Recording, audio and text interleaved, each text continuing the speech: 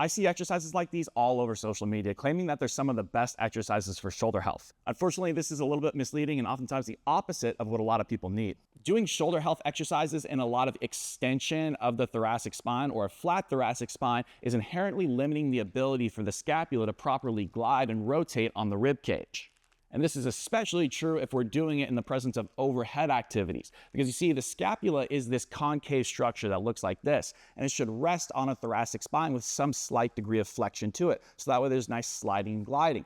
If we're really rigid and flat through our thoracic spine, then we're going to lose that proper congruency and concave-convex relationship. And we're not going to be able to properly get the scapula to move on the rib cage. Upward rotation necessitates the shoulder blade moving away from the spine like this. Getting the arm overhead and getting into upward rotation and properly using muscles like the low traps to do so necessitates the shoulder blade moving away from the spine. This is much harder in the presence of an extended spine. Now, there are some niche use cases for doing shoulder health exercises in thoracic extension. I'm not saying it's always bad, but unfortunately, I see the majority of a lot of people doing their shoulder health activities and exercises in the presence of a very extended spine. So instead, here's what I recommend. Resting prone on a yoga ball like this will naturally allow you to get into a slightly rounded, but not too much rounded position of your thoracic spine. This will allow you to better then express that scapular movement through those planes of motion that you want to train. Make sure you're allowing your shoulder blade to go through a nice full range of motion.